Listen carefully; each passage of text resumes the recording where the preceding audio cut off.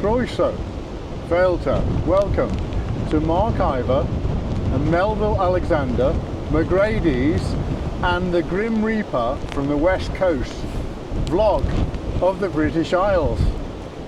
So we'll be uncovering a whole wealth of stuff about the British Isles, starting in the Neolithic and moving forward to the present day. Here we are at St. Peter's Church in Heysham. Now, why would we be here in the middle of a storm on a December day? Storm Daragh. Storm Daragh.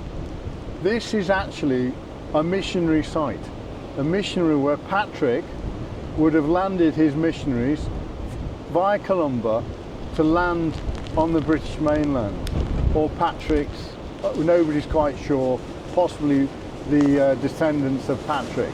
So here is a site of Celtic Christianity, probably about the about AD 500.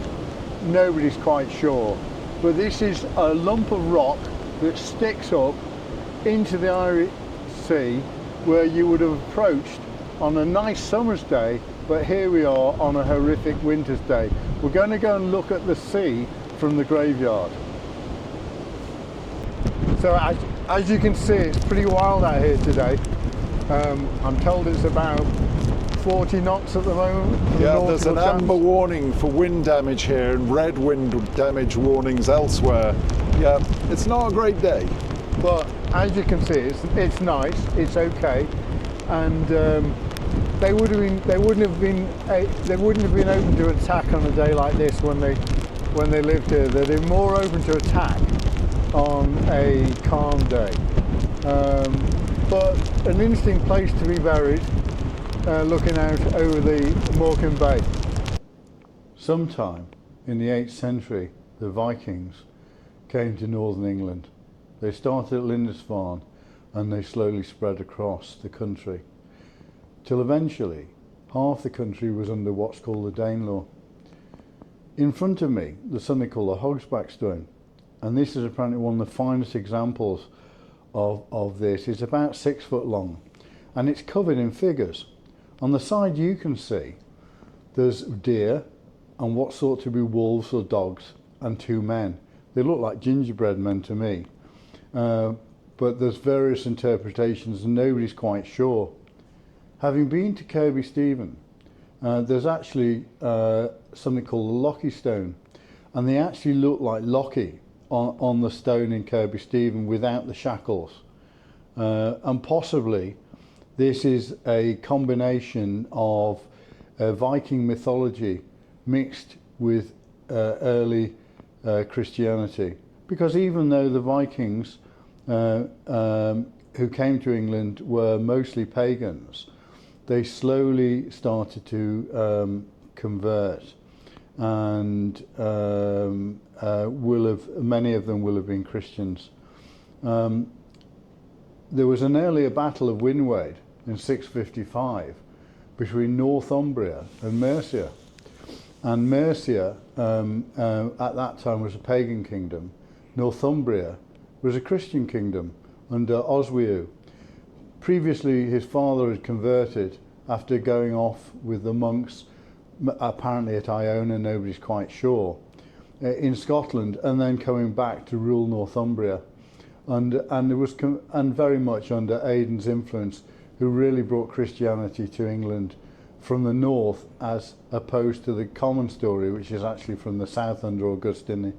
But on this stone we have this odd mixture, as in so many cultures, where the old religion is combined with the new, and it's really a thing of great beauty actually. So behind the Hogsback stone we have this, one of the most well-known symbols of Christmas and Christianity, and it's the Christmas tree, of course, which isn't from England but it's actually from Germany, or so I'm told. So the mythology goes. Who knows where it came from? But it's a thing of great beauty in this beautiful church, which is actually a very spiritual place. And on this wild windy day, with me and Mel just standing here, you cannot help but feel the presence of the people who've worshipped here before and trying to find peace through their religion. Looking behind me, you can see St. Patrick's Chapel up on the cliff, and just to my left there is a small enclosed area. Difficult to know what it is. It's got very substantial sides to it and probably walls, so whether or not it was a fortification and has been turned into a graveyard is uncertain.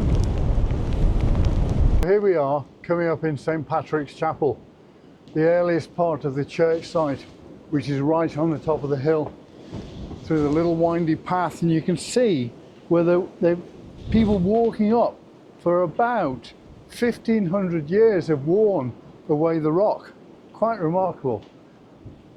Walking up onto the top of St. Patrick's Chapel, you can see behind us, and there's a plaque on the wall that says this is an Anglo-Saxon site. So Northumbria in about 500, yeah, actually it may have been still part of Hen Ogledd, or the Old North, which stretched all the way up past Glasgow up to Loch Lomond and was fought over for very many years. In fact, William, when he came to England in 1066, didn't conquer past Tebay into Cumbria until 1090 odd. So even then it was actually possibly a Welsh-speaking kingdom, probably wasn't Gaelic speaking at all.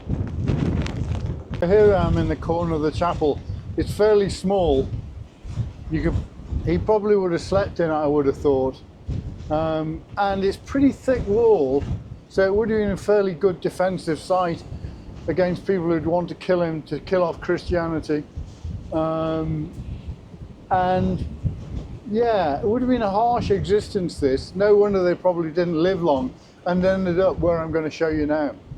The graves on the cliffs, and they would probably have been the missionaries themselves who were buried here. At the top you can see the posts where there may have been wooden crosses, and they'd have been buried in here. They're fairly short. There's one of them was a bit longer, but they're all not very tall, and they'd have been buried in there probably with stones on top of them, overlooking the wild Morecambe Bay out to the hills.